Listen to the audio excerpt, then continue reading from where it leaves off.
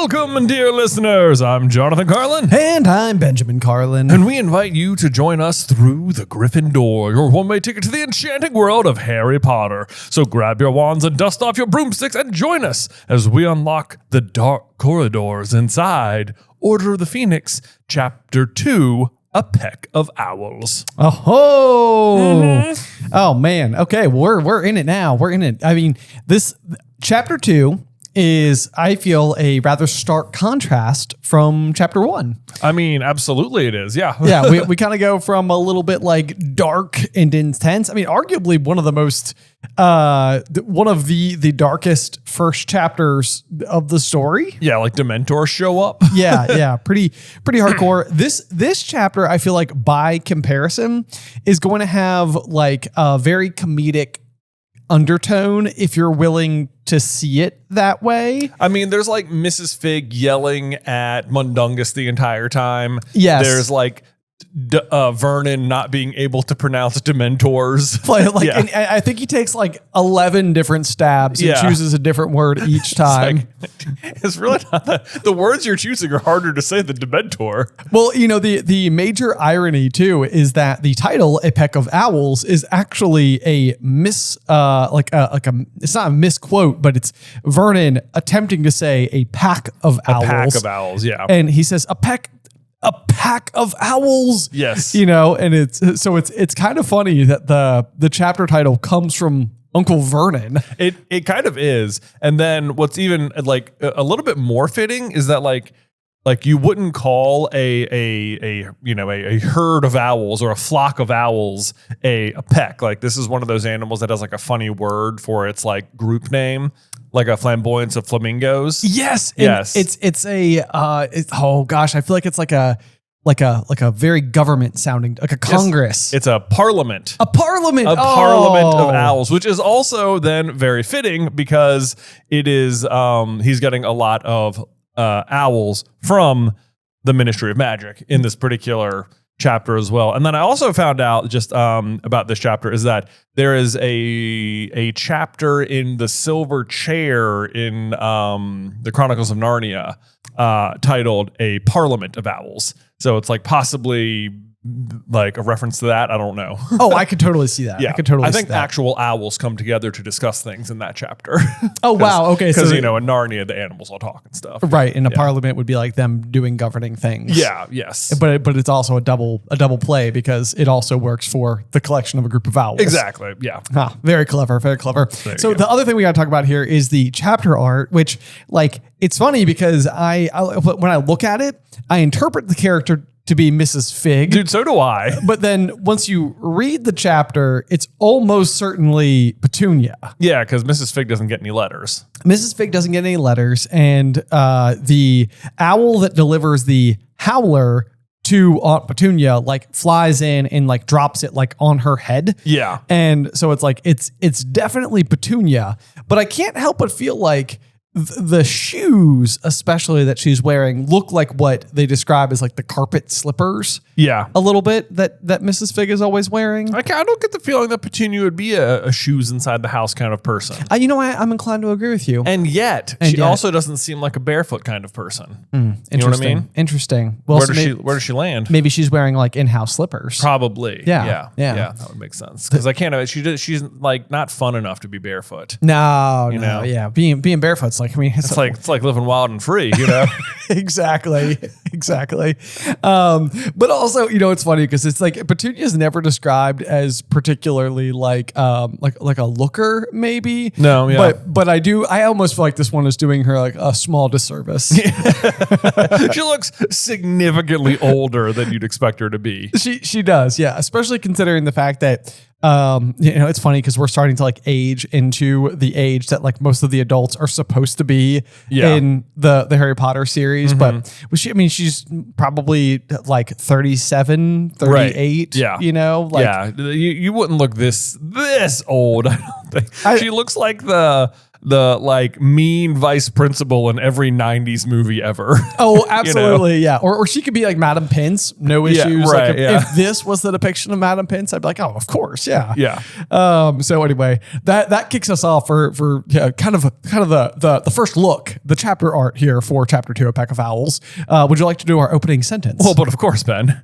What? Said Harry blankly, and then the dragons arrived. I guess we're not going to find out what, because bigger problems. Bigger problems, yeah. It's like, oh goodness, this is can you imagine being like, what? And then dragons arrive. Yeah, and you're like, oh man, no. It's just like every TV show ever where they're like on the cusp of kissing or having a really important moment, and they're like, oh, sorry, my phone's ringing. They're like, go get it. Get it. It's fine. And it's like, it is so not fine. It's just, no one would answer their phone right there. Not, in that moment, no. I don't think so. No. Yeah. Yeah. We need to disband the interrupted kiss in all of cinema.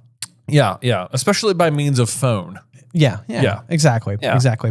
Okay. So you ready to dive on in? Yeah, absolutely. Okay. Absolutely. So yeah, we're picking up right where the last chapter ended. And Harry is like sort of reeling, trying to figure out like, wait, Mrs. Figg knows Dumbledore. She knows what Dementors are. What on earth is happening? And she's just complaining. She's going to be so unhelpful the entire time she's with Harry. And the number of times that she is going to just like out loud be complaining about Mundungus as if anybody, the reader or Harry or Dudley or anyone has any idea. It's like she just keeps going on about how annoyed she is with Mundungus. Yeah. To the point where like they almost feel like an old married couple. I mean, it very much feels like Dumbledore sat the two of them down and was like, okay, now listen, here's the thing. It is up to you two to guard Harry Potter. He's the most important person in the wizarding world. Chances are this is a super boring job, but we think it's like more than 50% likely that the Ministry of Magic is going to try and frame him into using magic. That's what we're afraid of. So just make sure he doesn't do magic, okay? I cannot stress how important this is and how disappointed, Mrs. Figg, I will be with you if something happens. Right. You know? Yeah. And she's just like, this is the most important. This is why I was born. Right. Yeah. I mean, like she is taking the task very seriously. Yeah. And Mundungus is like, I mean, it's so funny that he's a member of the Order of the Phoenix at all. It's almost exactly like the Arthur Weasley getting like the top box tickets to the Quidditch World Cup because he once helped Otto Bagman out with a lawnmower related incident and Ludo felt so indebted to him that he does this. Like, I feel like we will eventually learn that like Mundungus, like Dumbledore helped him out of like a tough spot at some point in time. And now he pledges like his like kind of life and loyalty to him. Right. And it's like, I feel like that's like the only way for us to get on board with a scenario where we have somebody so utterly incompetent being involved with like the good guys. I mean, because not only is he going to abandon his post here, but then later he's going to like abandon the Battle of the Seven Potters. Yeah, he'll also do that. He will and he's going to steal the locket from Grimmauld Place. And then lose it.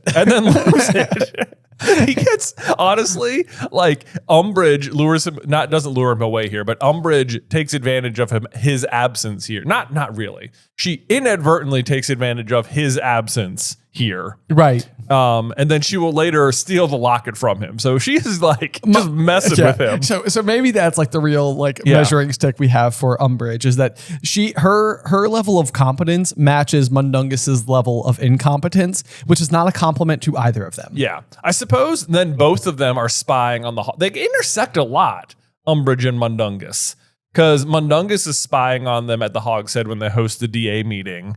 And then Umbridge knows about it as well. You're right. Yeah. What is with these two? Yeah. Although is it? I can't remember now. I could be confusing Mundungus. Not Mundungus. I'm so sorry. I could be confusing the backstories of Umbridge and Lockhart. But is it not? I feel like Umbridge has a squib Nope, that doesn't even work. And now I'm confusing it even further. I was going to say a squib sibling. Maybe it's Mundungus, but Mundungus isn't a squib. He's just a full-fledged wizard. Yeah, it's Mrs. Figg who's Mrs. Figg who's the squib. I have just stumbled over all of my thoughts in such a fantastic fashion. Well, it's like I've never really noticed it before, but Mundungus and Umbridge like come into close contact more than you'd realize. Yeah. How odd. Yeah. Okay. But so then we get like a couple little bits of detail here. Possible trivia for future questions would be Mrs. Figg explains that Mundungus left to see somebody about a batch of cauldrons that fell off the back of a broom. So question could be, what did he abandon the post to inquire about? Yep. Although it's like also one of those details where I'm like, who is carrying cauldrons via broomstick? Like this feels like prime situation for like a flying vehicle. It absolutely does. Yeah. And like or like port key or apparition, you know? Right. Yeah. Especially with apparition, it's like you could just like pick up like one cauldron, apparate there, set it down, apparate back, pick up the next one, apparate there, set it down. They just don't feel like the type of thing to be transported via broomstick. But they sure don't. And then the question is, like, because here's what bothers me about this chapter is that they are watching Harry all day, every day, all summer. Right. And like literally it like just in the tiniest little window here where Mundungus apparates, like Umbridge's attack on Harry is successful. You know, like her plan works. Like if she had tried literally any other time all summer, it wouldn't have worked. Right. And it just so happens to work. And it's like, did she like orchestrate this in some way? It feels like she had to because it's so random, but also that would imply she knows anything about the Order of the Phoenix or Mundungus. Well, it could be that she doesn't know fully about the Order of the Phoenix, but she may know, like, if she is really what she's trying to do is to catch Harry doing magic or kill him. Yeah. So like if we've got a situation where she is like monitoring, and like in my head, I'm almost picturing like from Star Wars where like sometimes they'll like pull up like a map of the Death Star or whatever, and you can like see all the hallways. In my mind, I almost imagine her having like a hologram of Privet Drive. And she is just like any type of magic that is performed on Privet Drive, hard stop, would like light up like a, like a bell or whatever. So it's almost as if like she knows that people are like apparating to and from Privet Drive. And it's like, she knows that the apparitions can't be Harry because he like doesn't have his apparition license or whatever. Right. And so it's like she could be like, people are technically performing magic there. I have no reason to know why, but they keep showing up and, it's specifically like in front of Harry. So like maybe she assumes that Dumbledore has somebody looking out for Harry and like, that's the best she can do. Right. Because but she then has to know it's Mundungus. Because of the circumstances under which he's lured away. Wait, why would she know it's Mundungus? But because he leaves to go try and like take advantage of these dropped cauldrons. Right. But what I'm saying though is that like if because they're not at Privet Drive when the Patronus charm happens. Oh, so you're saying that she just notices someone's not there. She notices that someone's not there. I see. Correct. Yes. Or she could possibly even track the disapparition of a wizard. Right. And you might point to Dobby in that situation and be like, well, what about Dobby when Dobby was doing the same thing? Because Harry's been comparing the loud crack to the sound Dobby makes. But house elf magic is different from wizard magic. It is true. That's true. And none of the apparition stuff is brought up in the trials or anything. True. So they may or may not be able to track apparition, but you're right. Like it wouldn't register as like a problem for Harry because obviously he doesn't know how to do it. Right. Yeah. Right. So that it's kind of like you could even theoretically know like, okay, there is a magic happening nearby, but it can't really be Harry, and we can't really accuse him of that because it's just not going to like. It doesn't feel like it would stick very well. But then Harry using like the Patronus charm, it's like that's one of his signature spells. Like that's going to stick out like a sore thumb because like we know he can do that. Well, especially if it's against Dementors, which shouldn't be there, because then it sounds like his story is ridiculous. Exactly. Yeah. Exactly. Yeah. So I think you're right. But what I'm trying to say is I think there's a decent chance that Umbridge saw the window open and sent them in that moment. Okay. And it's not because of the disapparition. Correct. I see. Yeah. Okay. Fair enough. Although even then, it's like it's a little while after. It's like he disapparates and then Harry walks around for a while, goes to the park, and sits on the swing for an hour. Well, maybe Dementors just kind of have to like drift slowly. That's true. Maybe it takes them a while to get there. Right. Okay, right. that's fair. Yeah. All right. Yeah. All right.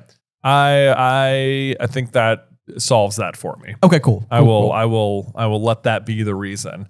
Anyway, we're gonna get back to Mrs. Figg here on the first paragraph.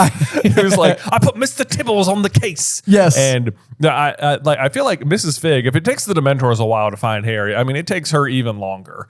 Because, and they're apparently coming from the Ministry. She lives across the street. And in the last chapter, Harry says he'd walked these like well-worn paths around Privet Drive. And it's like, you guys are observing him all summer. You know the paths he takes. Exactly. It's like there's not that many places he's going. Not that many places to go. And he's been stationary for an hour sitting on that swing. So, like, what do you mean Mr. Tibbles came to tell you and you came back and he was gone and you couldn't find him in all of that time? Like, where were you looking? Dumbledore, you need more like astute agents. Yes, absolutely. Watching your number one most important asset, which is Harry James Potter. Yeah. Goodness gracious. Yeah. But anyway, Mr. Tibbles was the other piece of trivia I was going to say is what is the name of the cat who's been looking after Harry? This is a piece of information that my brain does not want to keep. I don't know why. I don't know if it's because it's such a generic cat name and it's just sort of like... I think Mr. Tibbles is the only one I can remember because the other ones are all equally generic cat names like Muffin and like Dewdrop or something. Or Snowball? Snowball might be one. Yeah, like whatever. Just name random cat name. Right. Chances are that's one of them. Okay. Anyway, so Harry is now kind of like reeling because he's sort of like, Mrs. Figg, you... And this must have been so fun for all those people who were doing fan theories in between Goblet of Fire and Order of the Phoenix, because this is like them getting to learn, like, in fact, that Arabella Figg is Mrs. Figg of Privet Drive. Right. And like, boom, bam, bing. Like, this is almost like it's nearing probably fan service only if you existed and were a deep fan in between those two sectors. Yeah. But otherwise it's just sort of like, cool. Yeah, but like the thing is, that was a ton of people. It was a ton of people. It was a ton of people then, yeah. Exactly. Like Pottermania was such a thing. No, it totally was. Yeah. But yeah, so Harry's like, you're a witch. And then we learn that she's, of course, a squib, as Mundungus well knows, and how she was supposed to help fight off Dementors because when she can't do magic, when he completely left you without cover, I warned him. Yeah. That means that they had a whole conversation. She was like, you doing okay? You watching Harry? And he's like, well, I think I might go pick up this cauldron. She's like, don't do it. Don't do that. Do it. Yeah. Don't do it. Yeah. And he's like, okay, I won't do it, wink. And she's like, why'd you wink? She's like, just because of my mind. She's like, I'm going to say, fine. I don't believe you. Mr. Tibbles, go watch. Yeah, exactly. And he's like, okay, good. She's gone. Crack. Right. Yep. Yeah, so then it's interesting too because Harry is going to keep using the word following instead of like watching over. Everything is going to be taken in the worst possible sense. Yes. Yeah. So basically Harry is going to respond with, this bloke Mundungus has been following me. Hang on, it was him. He just separated from in front of my house. And it's like following is like, it feels like you're really looking at it the wrong way. Yeah.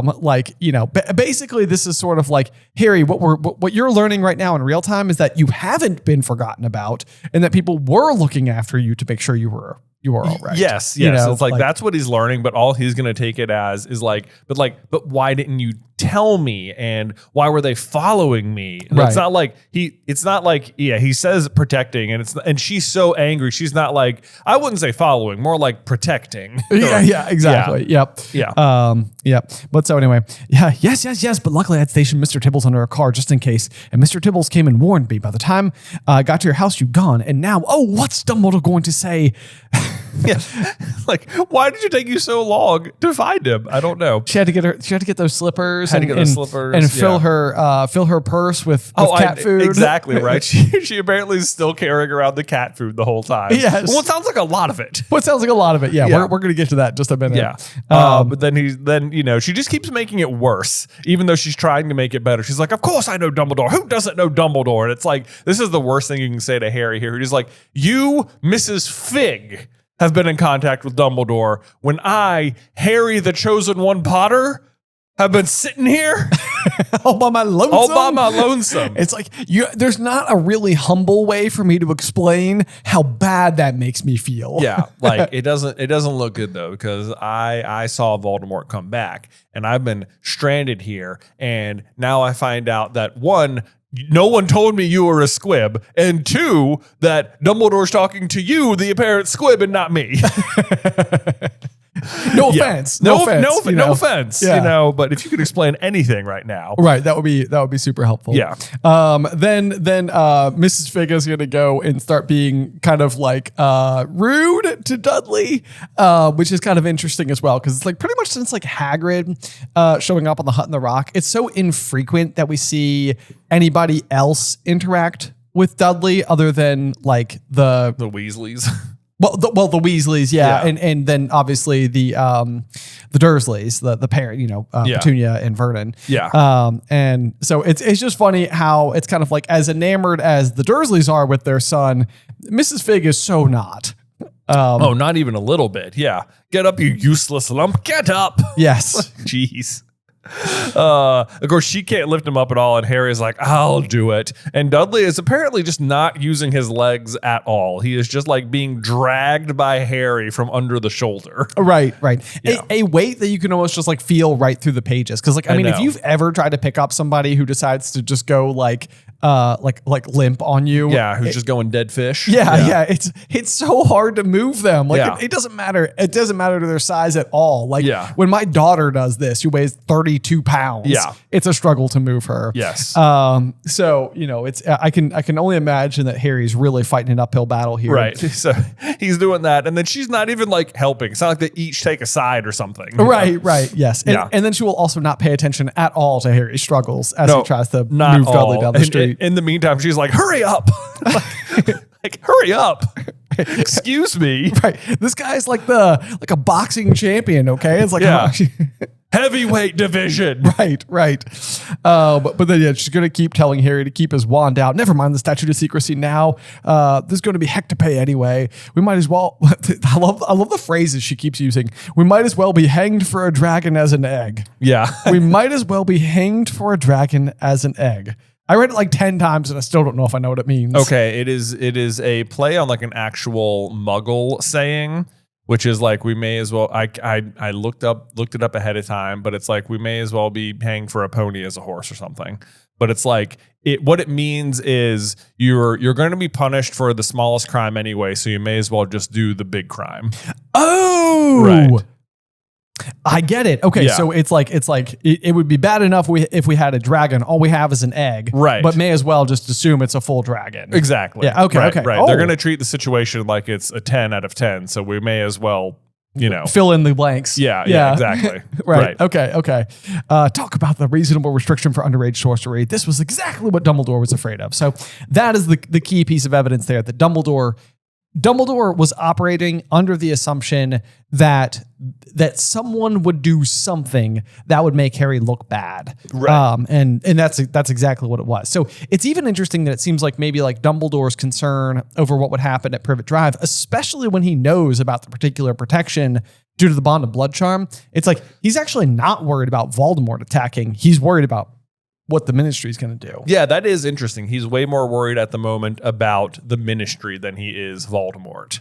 Right. Which is telling. And he's like, but he is on top of it. He does suspect it to be coming. But it's like you wonder why he doesn't just have doesn't have somebody like send Harry a note and just keeping him up to date. And it's like, like the ministry has been, I don't know if you've noticed, the ministry's been saying bad things about you. Right. We suspect they may try and lure you into doing some magic. Right. I mean, these are the kinds of heads up, though, that like, and it's interesting because it's like the breakdown in communication, like it's almost like why series that take place like in medieval times or pre-cell phone times are always like more interesting, because communication isn't so readily available. Right. And in this particular case, it's almost like it just seems like pre-informing Harry, and it wouldn't even have to be Dumbledore who could send it. I mean, this could be Ron, Hermione, Arthur, Sirius, Minerva, like, Right. Any number of people could just send Harry a letter that's just sort of like,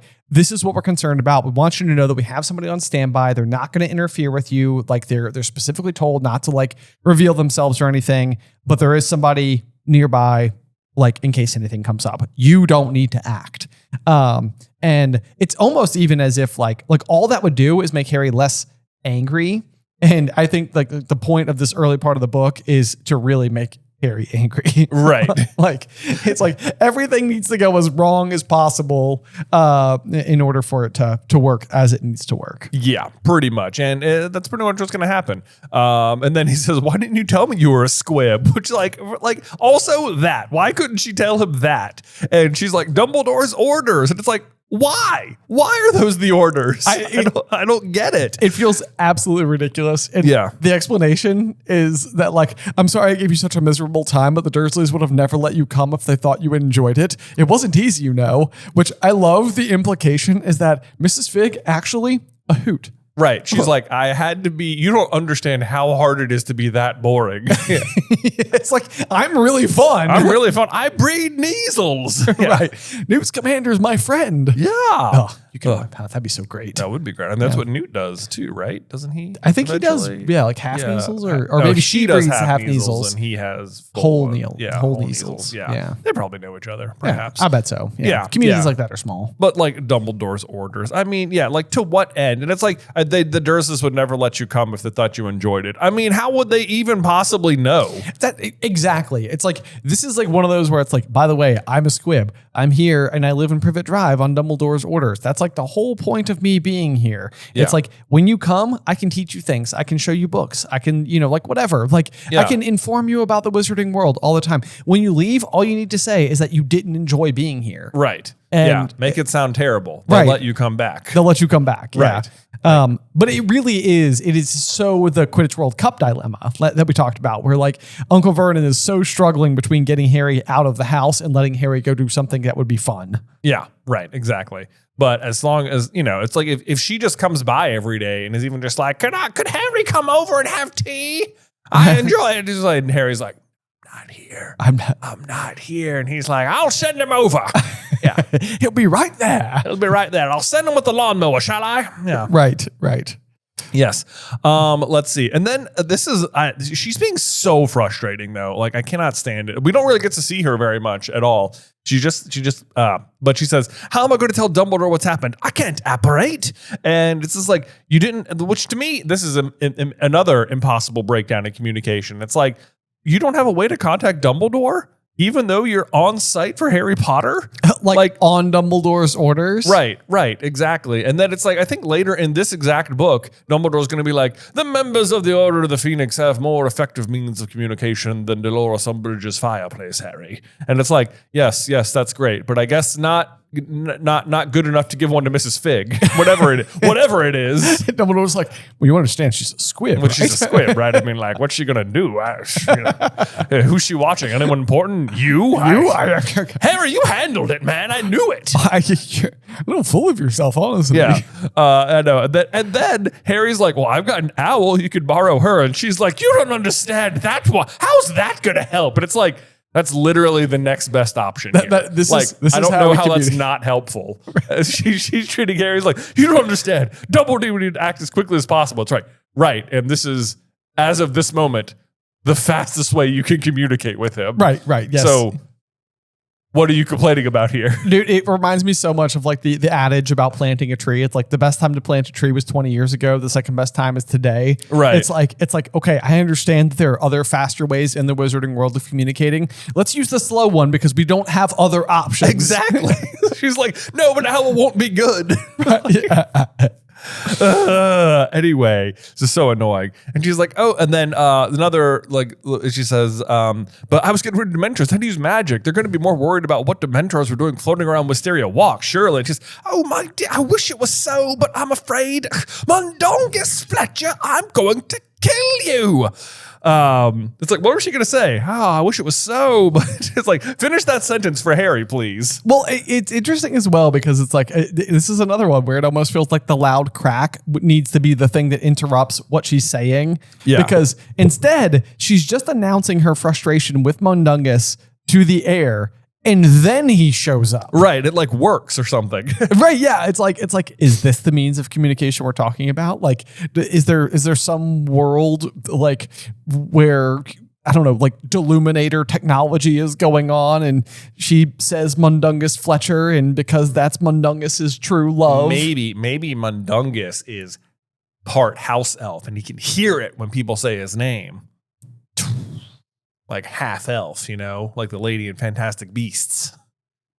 That would be a twist. It would be a twisty twist. Right? Yeah. Okay. Well, so it's either that or the other situation that we have, like I said before, maybe, they keep arguing like an old married couple. Like maybe Mrs. Figg is his true love. And so like when Hermione says Ron's name in the tent and then Ron can like hear what they're saying. It's like if he's got the Deluminator, from Dumbledore, when she says Mundungus Fletcher, I'm going to kill you. Yeah. Then the little blue orb showed up in his heart and then he was apparating to the spot. Wow. Right? That'd be pretty. Right?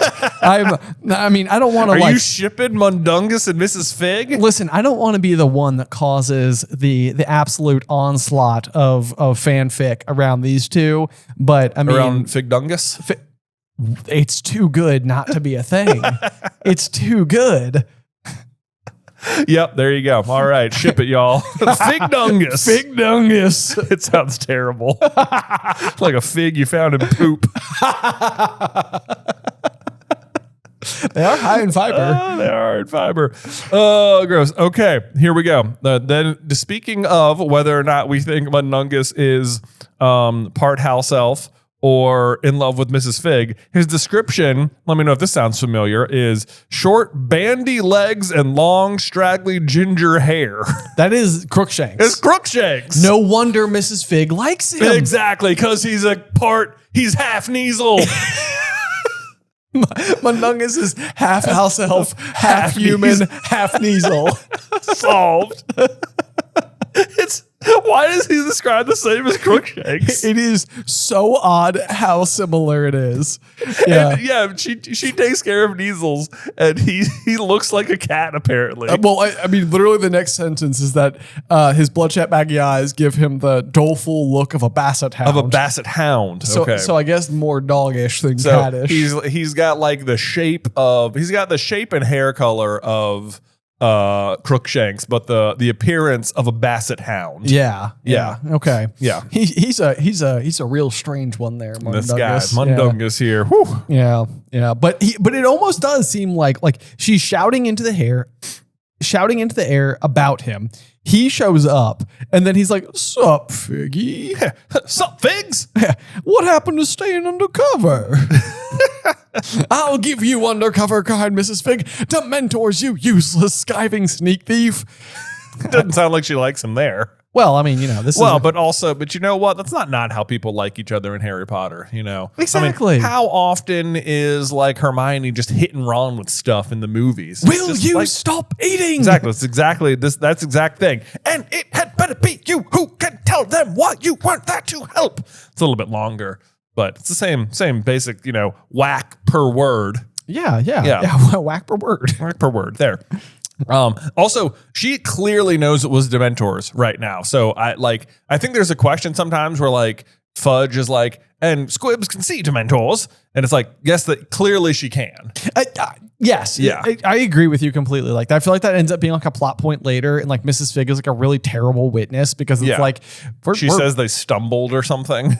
Yeah, right. Yeah. It's like, well, the Dementors don't stumble. Right. It's like okay, whatever. But yeah, you're right. Like it seems like she absolutely knows that Dementors were there. Right.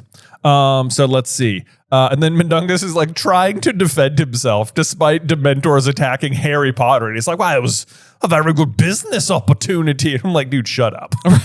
You've lost. Yeah. And then here's the line about all the cat food inside of the bag. But Mrs. Figg raised the arm from which her string bag dangled and whacked Mundungus around the face and neck with it. Judging by the clanking noise it made, it was full of cat food. You know how cat food clanks.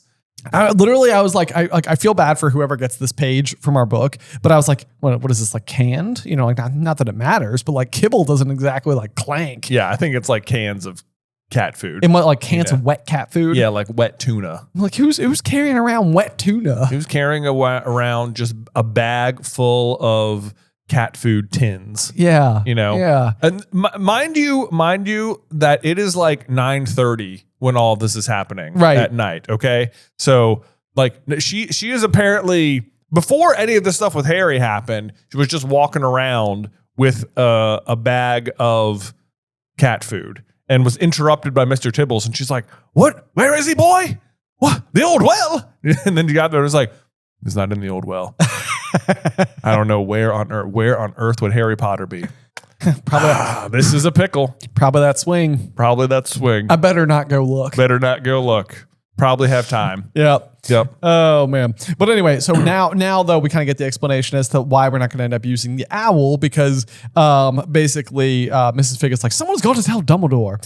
Or no, I'm sorry, that's what Mundungus says. And Mrs. Figg is like, yeah, yes, they have, and it better be you. And so then basically he's like, all right, I'm going, and he cracks and leaves again. So I can only imagine at that point in time he's showing up in front of Dumbledore, who's then going to be like, dude, you really dropped the ball. Really dropped the ball. Does anyone have a bag of cat food? Yeah. I would like to strike you with it now. Imagine Dumbledore whacking Mundungus with the exact same tool. He just like summons it out of thin air. Mundungus like, why is everybody doing this to me? Harry Potter!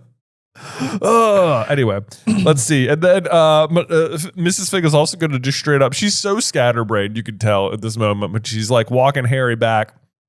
He says, "I'll take you to the door," said Mrs. Figg as they turned into Privet Drive. But like half a page later, she will not take him to the door. Right. Yeah. Yeah. And she's like, "Oh, and you had to fight them off yourself," which not a single person is going to be like, "Well done, Harry. That was pretty fast thinking on your feet." Like, good job saving your cousin. We appreciate that gesture. Right. Literally everyone's going to be like, "That was the dumbest thing you could have done. You saved my son. Get out of my house." Yes. Yeah. Harry, do no more magic. Harry, stay put. Yeah. It's like and Harry's gonna bring it up. He's like, no one's like, hey, thanks for fighting off those Dementors. It's like, I can get where he's frustrated. Yeah, for sure. Also, we missed a totally great pun from Mrs. Figg here that says, "Oh my word, what a catastrophe!" And it's like a cat catastrophe. A cat astrophe. Yeah, a catastrophe. Yeah, from Mrs. Figg. Good one, Figgy. Good old Figgy. Yeah, Figgy. Oh man, let's see. So, and then she says, "Dumbledore said we were to keep you from doing magic at all costs." So it's like he clearly suspected something like this, right? But no one seems intent on telling Harry that like where they think the Dementors came from, right? Which is gonna make him think it was Voldemort. Yes. Which Dumbledore does seem to realize. He's like, "I told everyone not to tell them it was the Ministry," which means he'll assume it was Voldemort, and he'll probably be good enough to tell his aunt and uncle that it was Voldemort, and they're going to think that they're in danger and ask him to leave. I better send a Howler to Petunia. Yeah, right. Just in case. No, that's a very good point. Then we get another great line here from Mrs. Figg who says, "But the cat's among the pixies now." Yes. Which just feels like it would be like a good sticker or something. You know, people would be like, "What's that from?" And it's like, well, you know, Mrs. Figg, your favorite character from the Harry Potter series. It's a quote she says. Yeah. The cat's among the pixies now. This is another. All these things she's doing are like Muggle or wizards reappropriating Muggle sayings. Right. Yeah. It's no good it's no good crying over spilled potion, I suppose. Right. Which is like over spilled milk. Precisely. Yeah. And the back of a broom is like the back of a truck. And right. Yes. Yeah. It's all making sense. It's all there. Making sense. Yep. Let's see here. But then this line I feel like does more damage than she realizes. She says, or Harry says, "Dumbledore's been having me followed." He says, "Of course he has," said Mrs. Figg impatiently. "Did you expect him to let you wander around on your own after what happened in June? Good Lord, boy, they told me you were intelligent." Right. So like it's such bad phrasing for Mrs. Figg because like what she means is that like Dumbledore is very worried that Voldemort is going to murder you because he came back in June. So we're like adding protection to you because we care about you. But the way she says it makes it sound like like, did you expect him to let you wander around after the big mistakes you made back in June? Right. Like, he's not going to let you be on your own. You're like, Yeah, you're under surveillance now. Yeah, you're exactly right. Yeah. It definitely, it goes in just so the wrong direction. Right. It comes off as like, we don't trust you, not we care about you. Right. And even like the phrasing of, good Lord, boy, they told me you were intelligent. Like, on some level, there is a line that's going to happen later in the series where I think it's like Lupin says like, I would tell Harry to, it's during the Potter Watch where Lupin's on, and he says like, if I could talk to Harry now, what would I say to him? It's like, to trust his instincts, which are usually good. It's like, it's such a nice compliment to think that like the Order was speaking to Mrs. Figg and they're like, look, Harry's a smart kid. Like he knows what's up. Right. And so like that would be a very flattering thing to overhear. But the way that she is now delivering it is like, they told me you were intelligent. Clearly they were wrong. Right. They were just saying that to be nice. Yeah. But then Harry's like, she's even more helpful. What are you going to do? And she's like, I'm going straight home. Oh, I'll need to wait for more instructions, which apparently she can receive, but also not return message on. I know. It's like, this is a one-way line. It used to be two-way, but then Mrs. Figg was sending me updates about Mr. Tibbles and Snowball and Dewdrop. And I was just like, I had to close that down, So we would close that channel. She cannot speak to us anymore. It's just us to her. Yeah. Right. She says, I'll need to wait for more instructions. And Harry is like, hang on, I need to ask you questions. And it says she'd already set off at a trot, carpet slippers flopping. And then it says, Harry shouted after, had a million questions. Harry readjusted Dudley on his shoulder and made his slow, painful way up number 4's garden path. So she did not take him to the door. No, she didn't. She didn't. And she's also just disappeared into like complete darkness. And I'm like, we know that there are street lamps on Privet Drive because Dumbledore puts them out at the beginning of the whole series. Right. And so it's like within seconds, Mrs. Figg was swallowed by darkness. It's like, how? What? Yeah, no, I don't think so. Also, it's like, is it good to head back out into the darkness where you're afraid the Dementors might be? Shouldn't maybe you stick near Harry? Right. Maybe you want to explain to Vernon and Petunia what happened. Not that you're doing a very good job of it, but he's just mad about Mud Nuggets the whole time. Oh man. Okay. So anyway, they get up to the door and they ring the bell, which I think is funny because it means they're like at their house, Yeah. But Petunia comes to the door and she's like, Diddy, about time too. I was getting quite Diddy. What's the matter? Yeah. What's funny is that the only other, it's like, it makes me think of like Diddy Kong, which is like the exact opposite of Dudley.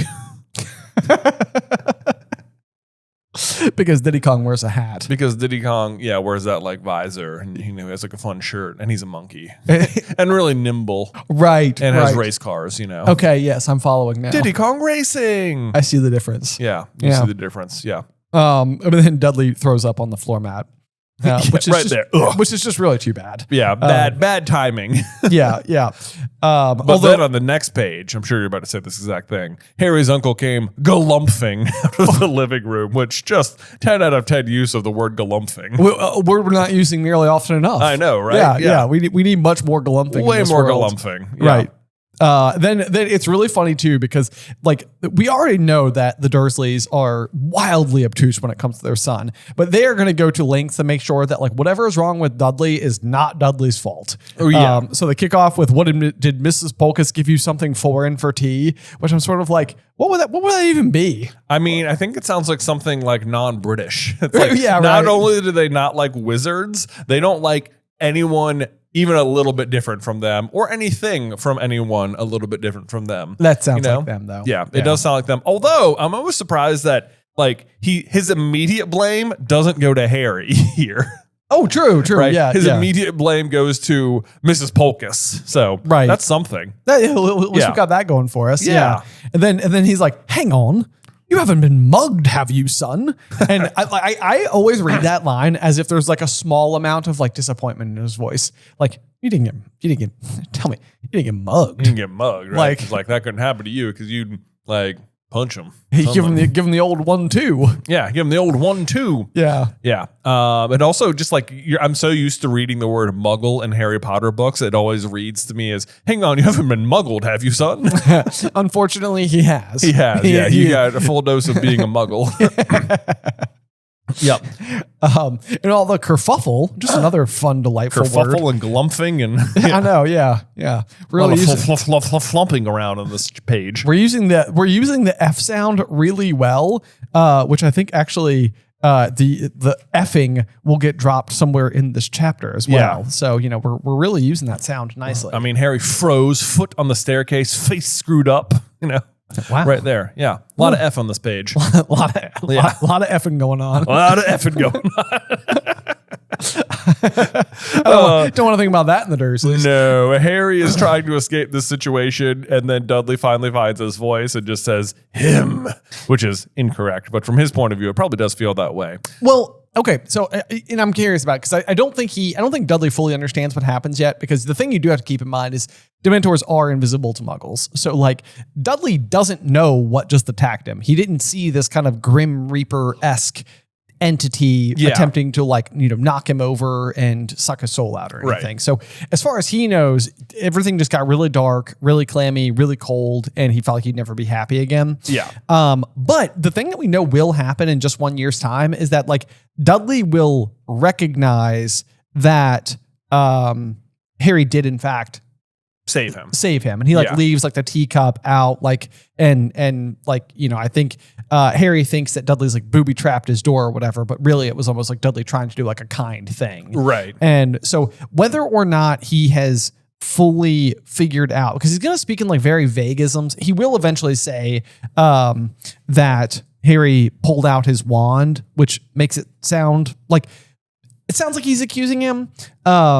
But there's a part of me that almost wonders if in this moment Dudley is just incapable of speech, and he's almost trying to be him, almost as if it didn't necessarily have to be a negative thing, but the interpretation based on the circumstances seems negative. Yeah, I can see that. That could be possible. Yeah. Because Dudley's the only Dursley who's going to have much of a turnaround at. I would say 180, but it's maybe more like a 90 or something, like an 89. He turned a little to the left. Turned a little. Not even. I'm not even giving him 90%. I'm going to give him. He pulled a full 89. Nice. Yeah. He's he turned almost enough around where if he moves his head some, he can see the other side. Right. Yeah. Now, okay. So then the next kind of thing we have here is the scrupulously clean kitchen was had an oddly unreal glitter after the darkness outside. This is almost reminding me sometimes in TV shows or movies or whatever, you'll have somebody have a flash go off in front of their face, and it's you almost get a layer of tunnel vision, and everything is very high stress, and you can only take in small amounts of information at once, almost as if the lights in the room are reflecting off all the surfaces, causing it to be a blinding space. Right. Because the next piece of the scene that we're going to get reminds me so much of a scene from the TV show The Bear, where it's going to be very stressful, as if the camera angles would be very close to everyone's faces. Yeah. And it's it's a lot of noise. It's a lot of people talking at the same time. It's, owls flying in, it's letters being read, it's expulsions, it's howlers, everything about what's going to happen next just feels like chaos. Right. And I feel the kitchen too is the cleanliness of it is serving as a metaphor for the Dursleys' own ignorance. It's here they have their son who has been affected by Dementors, is literally covered in dirt, is suffering from this ailment, and they're just they're so stubborn and ignorant of what's going on that they're living this idyllic, sterile world, despite the evidence literally on their table in front of them. It's true. Yeah. That's a very good assessment. Very good assessment. Yeah. So finally, the focus gets pointed right at Harry. What have you done to my son? And then Harry goes, nothing.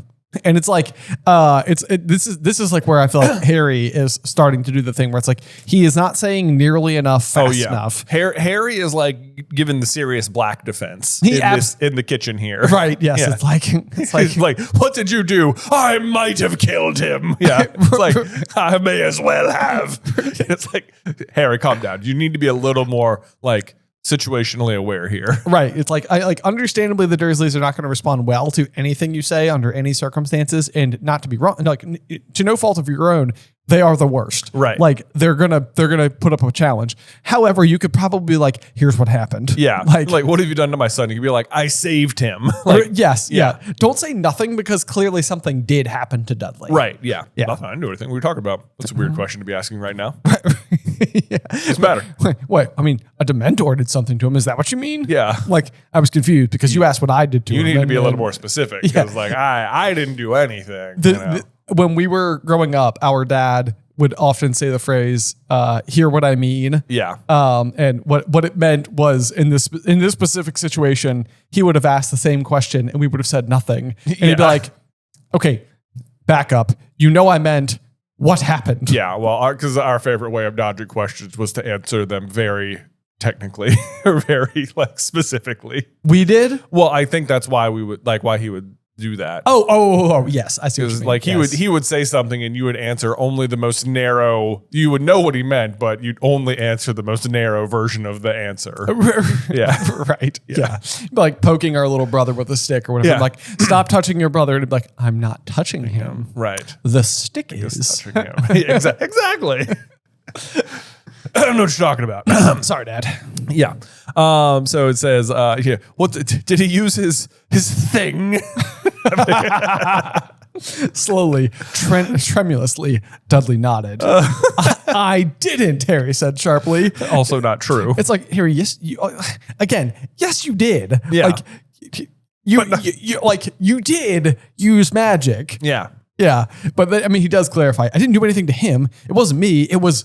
And then at that precise moment, a screech owl swoops in through the kitchen window, narrowly missing the top of Uncle Vernon's head. It soared across the kitchen, dropped a large parchment envelope it was carrying in its beak at Harry's feet, and turned gracefully, the tips of its wings just brushing the top of the fridge, and zoomed outside again and across the garden. Boom. There you go. Owl just in and out. Whoop, whoop. Yeah. In, out, boom. Yeah. And then Vernon's going to slam the window shut, which is not going to be great for the next owl. Which probably was like flying moderately behind this owl. It was like, oh, perfect. I see my landing zone. I know. Like they probably crossed paths. He's like, you see that exit? That was a professional exit right there. And he's like, I'll show you professional. Owls! I will not have any more owls at my house, which is so false. There's going to be like 4 more. Yeah. But this one comes in at 23 p.m. Yep. Yeah, exactly. We have received it's like a form letter, but it says we have received intelligence that you performed a Patronus charm at 23 minutes past 9 this evening. It's like, what do you mean you received intelligence? Is it like, you mean that sounds like someone reported it to you? Rather than like you just use the trace. Exactly. But that's the thing is that like it specifically knows like to me this suggests that the trace is able to determine what spells are being used. Yeah. Which is also because like that's the thing is that like if people are apparating and disapparating in front of the house, it's like it's not just inside of number 4 where like they can detect magic going on. Like they know that magic is happening in the general area. Right. And other magic has clearly happened, which is the disapparitions and stuff. So I feel like they must be like, okay, it's like we marked an apparition, but it probably isn't Harry because like he can't do that. So like that must be something else. Right. This goes back to my point from earlier. Yeah. Right. That they knew exactly when to send in the Dementors, or Umbridge did. Yeah. But this letter is infuriating. It says you have broken the restriction or the reasonable restriction of underage sorcery and has resulted in your expulsion from Hogwarts School of Witchcraft and Wizardry. A ministry representative will be calling at your place of residence shortly to destroy your wand, and then after that, you will have a disciplinary hearing. And it's like, for what? Yeah. Isn't that the discipline? This seems so out of order. It's like you are going to be expelled from school and your wand will be destroyed, and then we'll determine how to punish you. Yeah. It's like, what were the first two things? Yeah. I know. Yeah. It's like, excuse me? What is this now? And to destroy your wand. Goodness me. Again, that's another one of those things where it's like apparently they only do this for expulsion and not if you're sentenced to life in Azkaban, because like Bellatrix Lestrange gets her wand back, and it's like, how? How did she get her wand back? Sirius gets his wand back. Right. You know? Right. Yeah. It's like this. None of this makes sense. And then of course you get like the like very like passive aggressive positive sign off, which is like, hoping you are well. Yours sincerely, Mafalda Hopcook. Yes. And it's sort of like hoping you're. I just got expelled from school. My wand is to be destroyed. How are you doing? How are you? Also, I was attacked by Dementors. Right. Also, just fun fact: Mafalda Hopkirk here is also going to be who Hermione will become when they infiltrate the Ministry of Magic in Deathly Hallows. Yes, absolutely. Yeah. Yep. So she seems like sort of like a bureaucratic person though. Yeah, yeah. I mean, just working here in the improper use of magic office, but it seems like maybe she gets promoted because eventually she's just like sitting in on these like hearings and stuff. True. Yeah.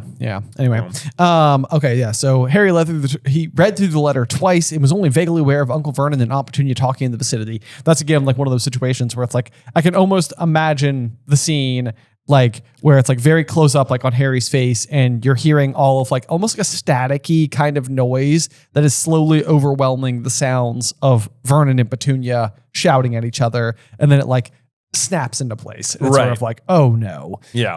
Because basically this is the worst news Harry's ever got, that he's expelled from Hogwarts. It's all over. He's never going back. And it's like, well, can you imagine? Right. And this is another funny one too, from like a reader's perspective, because you're sitting there holding this book that has no fewer than 857 pages in it. Yeah.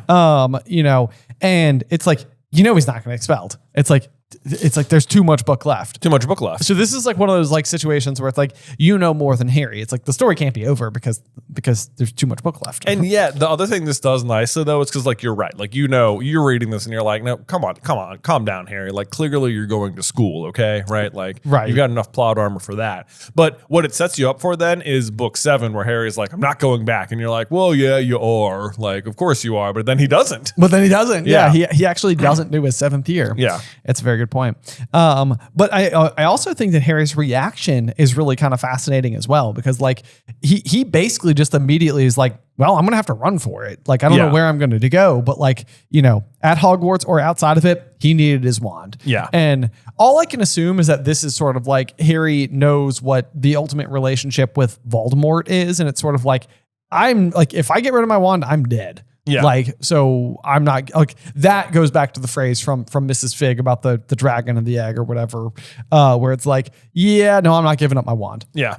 No way, no how. Yeah. That's important. If it means I'm now an outlaw, then it means I'm an outlaw because you're not getting this from me. Yeah. Pretty much exactly what it means. And it's like, this is Harry before he even knows the prophecy that like, it has to be him. It's like, he just knows for sure that his wand will like protect him from Voldemort at least. Right. Yeah.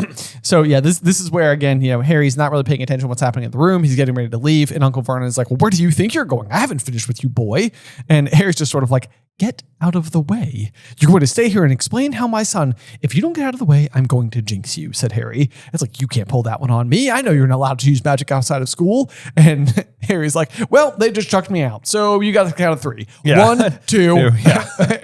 It's like, man, what would happen if he got to 3? Dude, this you would know that Harry means business because I have to do like the 1, 2, 3 thing with like, daughter Addison sometimes. And it's like, usually I'm sort of like, all right, Addie, I'm going to count to 3. 1. Right. Long pause. 2. Yeah. So this is Harry being like, you've got 3 seconds. 1, 2. Yeah. Crack. And this is where the owl runs into the window. Dude said it was open. Oh, man. I'm going to kill Joel when I get back. Joel. That was the other owl. No, I gotcha. I like to think they're also romantic rivals, Oh, probably so. Yes. Yeah, absolutely. Yeah. He was like, I'm going to... He just flew in there showing off. I don't know what this guy's name is. Let's call him Rusty. Well, don't we know this owl? Do we know this owl? Well, is it not one of the Weasley's owls? Oh, maybe. Let's see. I mean, I don't think it's like Pigwidgeon though, is it? It's not Pig, but they have 3 owls. They have Hermes. Maybe it is. Let's see. Resounding crack, opportunity scream, Uncle Vernon field, ignoring, hair across the room, running wrench of window, owl stuck on its leg, small parchment. I can't tell who it is. Oh, well, he could have sent it from the ministry. Yeah, he could have sent it from the ministry. Yeah, because it says, Harry, Dumbledore's just arrived at the ministry, and he's trying to sort it out. Do not leave your aunt and uncle's house. Do not do any more magic, and do not surrender your wand. Yes. Do be kind to Rusty. Do be kind to Rusty, my good old boy. He's trying to impress Penelope, you see. Joel is making a great run. Joel's making a good run. I'm not going to lie. He's got the better aerial maneuvers, but I like Rusty. Therefore, we do too. Take that, Joel. Take that, Joel the owl. Right. So you don't deserve Penelope. Now we're in like a completely different story, guys. It's like we're all invested. Yeah. What's gonna happen? Tune in later to find out. Okay, so I think now is like when you're gonna start to see a lot of the just complete and total conflicting messaging, which is going to be like a major, I feel like, plot line throughout the whole story. It's like Dumbledore is trying to protect Harry, but by protecting him, he's basically ignoring him. And it's like there's going to be like all these like contradictory situations that are going on. And so basically the last message he got was like, you know, stay where you are. We're coming to destroy your wand. And this is Arthur saying, do not surrender your wand. Like basically just it's like, I don't care what they said, don't do it. Don't do it. And so it's just going to be like, you know, and then I think the next message is going to come from Sirius. Yeah, I believe. So. And then that one's going to be like, don't go anywhere. And it's just sort of like everybody's just sort of sending like these confusing mixed signals as to like what's going on. And y'all, we got to take a brief pause to give a major thank you to today's sponsor, Mint Mobile, because as you all may know, we are getting ready to hit the road in our trusty, dusty tour van to venture into the wilds of the Midwest. And as ever, we will be locked and loaded with our Mint Mobile fueled cell plan to share our adventures from the road. It probably goes without saying, but like connectivity for an internet-based company is something we place a pretty high priority on. And what we love about Mint Mobile is that we have great coverage everywhere. And that's because all plans come with high-speed data and unlimited talk and text delivered on the nation's largest 5G network. So brace your faces for all of our, we've been in the car with each other for too long and we no longer know if these inside jokes are funny to the outside world or not because we're totally not delirious on Instagram stories. But also brace your wallet because it's going to be having so much savings you may need some extra wallet joists, seams. I don't know. You might need a bigger wallet to hold all your extra money, because you probably definitely still carry cash with you. This year, skip breaking a sweat and breaking the bank. Get this new customer offer and your 3-month unlimited wireless plan for just $15 a month at mintmobile.com/TTGD. That's mintmobile.com/TTGD. Upfront payment of $45 required, equivalent to $15 a month. Limited time new customers offer for first 3 months only. Speeds may slow above 35 gigabytes on unlimited plan. Taxes and fees extra. See Mint Mobile for details. It's like clearly they have all been really invested in him but have also not spoken to him. Right. And now that he saved someone, they're all like, stop you did something wrong. Yes. Yeah. It's like you can see why Harry is so mad. Yes. It's like, I'm the one who got kidnapped and stabbed and tortured and had to watch Cedric die. It wasn't as funny as you might think. It wasn't as funny as it sounds. I'm so sorry. I feel worse every time. You guys are the best. Thank you for continuing to listen. Okay, let's see here. Dumbledore was trying to sort it all out. What does that mean? How much power did Dumbledore have to override the Ministry of Magic? Less by the day. Less by the day for sure. Because at this particular moment, it seems like Dumbledore would have enough clout based on the other accolades we know that Dumbledore has to where he should actually have rather considerable weight. Yeah. But that is something they're going to continue to take and reel back from him as time goes on. Probably to make sure that he doesn't have power to do these exact types of things. Yeah. And then it's sort of like, well, how is he supposed to refuse to surrender his wand without doing magic? He'd have to duel with the Ministry of Representatives. And if he did, he'd be lucky to escape Azkaban, let alone expulsion. Yeah. And that's a very good point. It's sort of like, well, I need more information, team. Yeah. Like when you say don't surrender my wand, how don't we how surrender? do? Yeah. His mind was racing. Let's see, but this is interesting. But he knew Mr. Weasley had his best interests at heart, which I feel like that to me feels like Dumbledore was like, Arthur, you send the letter. Yes. Yes. He'll believe it the most from you. Right. And I do love that too, because the Weasleys have always been so ridiculously kind to Harry that it's like, Harry's like, I don't really see a world where like Arthur is trying to like get me to do something negative. So, right. Can I also point out that it's 9:23 at night and apparently everyone's still at work at the Ministry? That's a good point. Yeah. Including Arthur. Which is kind of surprising because the Ministry is not concerned that Lord Voldemort is on the loose. Yeah. Like if he was, it might be like, hey guys, it's all hands on deck for a while. All hands on deck. We got stuff to do. Right. Yeah. But instead they're like, hey guys, business as usual. You know what that means? You stay at work till 10. Right. Exactly. Yeah. So then this is where the Dursleys are probably like, what is going on? Because Harry's like, right, I've changed my mind. I'm staying. Like, wait, what? Okay. And he flung himself down at the kitchen table, which I sort of imagine as like a very overly dramatic, yeah, exactly. Like he's like really like just falling flat on the table. Yeah. Like, I guess I'm just going to sit here for a second. And then I love this. It says, and then Vernon's like, who are all these ruddy owls from? And then Harry is like, the first one was from the Ministry of Magic expelling me, he said calmly. And I'm not surprised he's angry here. I know that's exactly right. Yeah. Yes. It states very obviously that he's essentially shouting. He's shouting. Yeah, no doubt. And then Uncle Vernon's like, Ministry? People like you at government? Oh, well, this explains everything. No wonder the country's going to the dogs. And it's like, that has nothing to do with that, actually. This is a whole different round of complaints you have with other people. Right. Yes, exactly. I like when Harry did not respond, Uncle Vernon glared at him, then spat, and why have you been expelled? It's almost like when he said, no wonder the country's going to the dogs. Like Uncle Vernon really thought that was going to get Harry's hackles up. Yeah. like Harry's like, I'm not taking your bait. Yeah. I have nothing to do with that. I don't know what you mean. And why have you done? Yeah, it's like this is because I did magic. And he's like, ha, you admit it. What did you do to Dudley? And it's like, Harry, you got to be a little more helpful here. Right. Nothing, said Harry, slightly less calmly. So I can't even imagine what that means. I know, slightly less calmly. I mean, Harry, no reason to like shout through the roof. I mean, the one of the walls of number 4 Privet Drive is gone. It is now number 3 Privet Drive. Exactly. That wasn't me. Was muttered Dudley unexpectedly. Like, Dudley, speak up or shut up, man. Right. Yes. Yeah.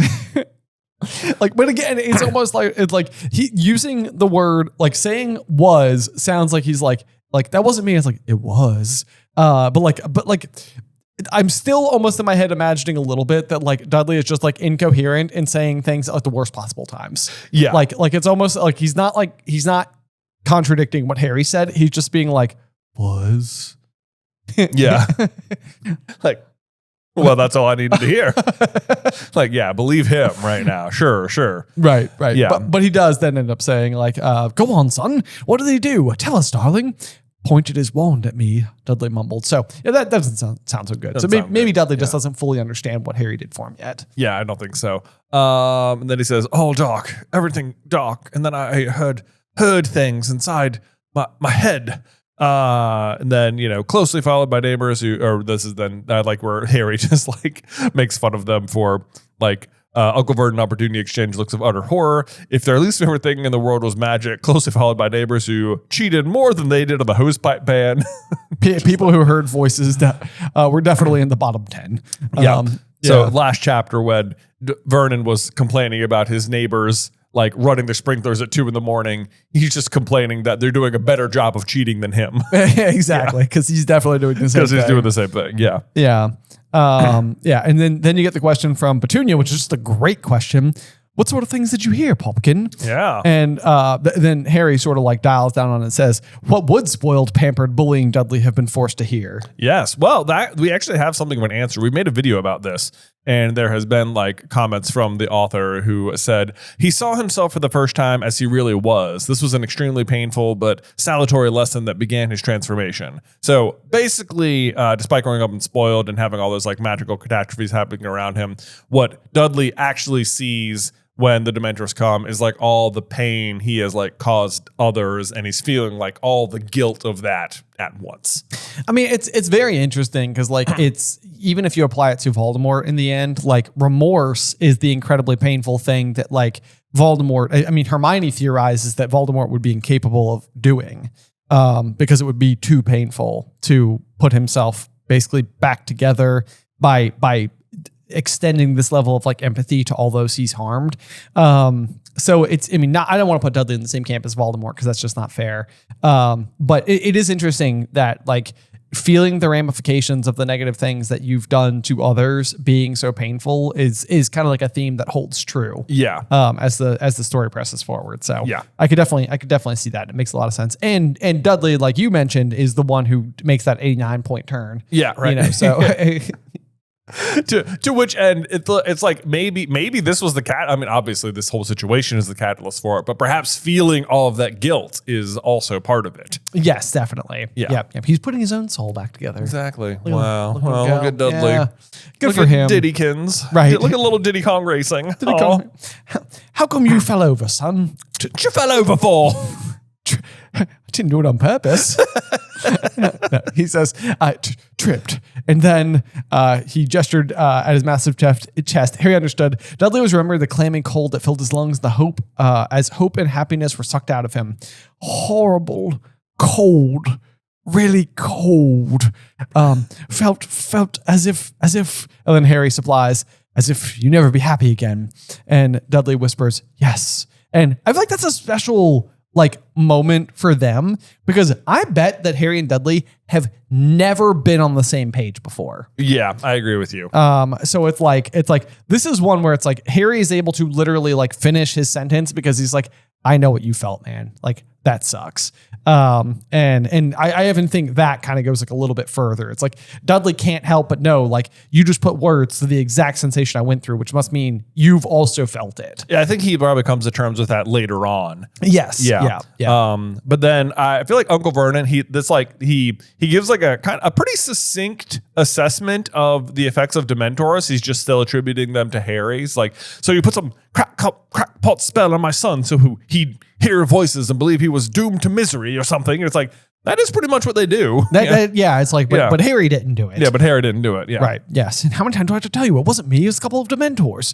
And it's like, that's where I feel like Harry needs to have just like a little bit more awareness to like complete the sentence with like, they're kind of magical beast in the wizarding world that protects our prisons and stuff like that. Right. You know, it's like, yeah, you know, you can't make a horse drink, but you can lead them to water. Like, right, you know, it's like at least give them all of the information. You can't make them understand it, but like, you know, give them a little bit more. Right. Fortunately, someone else in the room knows what Dementors are, and Aunt Petunia chimes in. They guard the wizard prison Azkaban, to which everyone in the room is like, say, what? now what? How did you know that? Yeah. Aunt Petunia looked quite appalled with herself. Mm-hmm. She glanced at Uncle Vernon in fearful apology and then lowered her hand slightly to reveal her horsey teeth. She says, I heard that awful boy telling her about them years ago. And this is such a fun little sentence. It is. Because that awful boy, we the readers all assume must be James Potter, but it is in fact Severus Snape. It is. Yes, and we get to see the conversation later on in The Prince's Tale. We do. Yeah. It's gloriously well set up. Yeah. But even Harry doesn't end up figuring that out in the moment, obviously. He just says, if you mean my mom and dad, why don't you use their names? Because she doesn't. There's even a hint. It's like, because she doesn't mean them. Right, exactly. Yes. Yep. Aunt Petunia ignored him. She seemed horribly flustered. And I mean, you can only imagine that, like that there is a lot that's going through her mind right now because she's reliving these moments of her childhood that like sparked her lifelong hatred of magic that actually started with her own disappointment for not being accepted by magic. I know. And it's like, and even Harry's like, he was astounded that she had remembered this scrap of information about the magical world for so long. And it's like, of course she ends up remembering this scrap of information because it's from when she was a little girl and wanted to be magical. Exactly. And like she was like overhearing the conversation and trying to memorize the stuff. And it's like, that's what stuck with her. And since then she has like shunned it all, but she can't help that she still remembers that. Yeah. Yeah. And I mean, that's basically the very next thing. Yeah. It's like she had usually put all of her energy in pretending it didn't exist, but back then she wouldn't have been putting her energy into that. Yeah. So you nail it. So yeah, then you start getting all the various variations of Dementor from Uncle Vernon. So they actually do exist. Dementi whatsits. That's pretty good. Thanks. Aunt Petunia nodded. They do exist. And then I like that. To this point, his assumption has been that Harry is making this up. Right. Now I have a major question. Uncle Vernon looked from Aunt Petunia to Dudley as if he was hoping somebody would shout, "April Fool!" And I am like, do I say April Fools? April Fools? Yeah, April Fools. Is April Fools like grammatically incorrect? I don't think so. It's like April Fool's Day. April Fool Day. Yeah. It's not April Fool Day. It's definitely April Fool's Day. But why does it say April Fool? Maybe that's like that must, I don't know. I can't imagine it's a typo. Maybe it is, but I assume that this is like an English, like a British thing where it's like when you pull a prank, you say April Fool. Like you're an April Fool, you're I an guess. April Fool. I don't know. Yeah. Just a fun fact about April Fool's Day is that's Fred George's birthday. It is April 1st. Which is very, very funny. Of course it is. Cool trivia fact. Anyway, when nobody had opened his mouth yet again, but spared the struggle to find more words, but was spared the struggle to find more words by the arrival of the third owl of the evening, which zoomed through the still open window like a feathery cannonball and landed with a clatter on the kitchen table, causing all three Dursleys to jump in fright. Harry tore a second official looking envelope from the owl's beak and ripped it open as the owl swooped back out into the night. What owl do you think this was? Certainly not Joel. Not Joel. Definitely. I mean, Joel. I mean, he's way smoother than that. That's right. That's right. Yeah. Yeah. Not doing this like table clatter problem. I know. Like I feel like what happened here was like this guy. He passed Rusty on the way back, and he's like, "Now be careful. The window might be closed." And he's like, "I got it. Full featherball mode. Yeah. Come in." Hot. Coming hot. I'll cannonball through the window. Cannonball through the window. And he's like, dang it, Joel. The window was open. I crashed into the table. Well, no, not dang it, Joel. Dang it, Rusty. Yeah, no, Rusty, yeah. Joel is just back in the ministry laughing it up. Oh, that's right. Oh, man. So what is the next line, though, here from, we get our enough effing owls. I can't believe EFFING I know. is a word in the Harry Potter books. I know. It's like, sorry for using crude letters. Right. I can't believe he doesn't just openly swear at this point. Right. We're not dropping an F-bomb. We're doing an effing. Anyway, so this is basically the Ministry of Magic following up that says, further to our letter of approximately 22 minutes ago, a Ministry of Magic has revised its decision to destroy your wand forthwith. You may retain your wand until your discipline hearing on the 12th of August, at which time an official decision will be taken. So this feels like the classic bureaucratic, governmental, knee-jerky, inconsistent messaging reaction. Like it feels like the kind of thing that anybody who's ever been frustrated with the government for any reason would be frustrated about. Yeah. Is that it's sort of like everything is just like way too like, yeah. Too responsive. Right. And then it's sort of like, sorry, we messed up before 22 minutes ago. You'll recall. This is instead our new position. Right. It's like, okay, well, it's hard to trust you when you keep changing We have decided not to punish you until we've determined that you've actually done something wrong. Exactly. Yes. Exactly. Once again, you have, with best wishes, yours sincerely, without a Hopcock. Yes. Still at the office. 9:42 now. Really looking to get home. That's right. Please stop doing whatever you're doing. Right. Yeah. Let's see. So then Harry's like, everything seemed to hang on this hearing on the 12th of August. Like, I guess so. It's going to be, which we won't get to until like chapter 8 or something. I know. Yeah, we got a minute. It is a while before we get to Hogwarts in this one. And then Uncle Vernon just says, do your lot have the death penalty? He added as a hopeful afterthought. Just like, you're hoping Harry dies?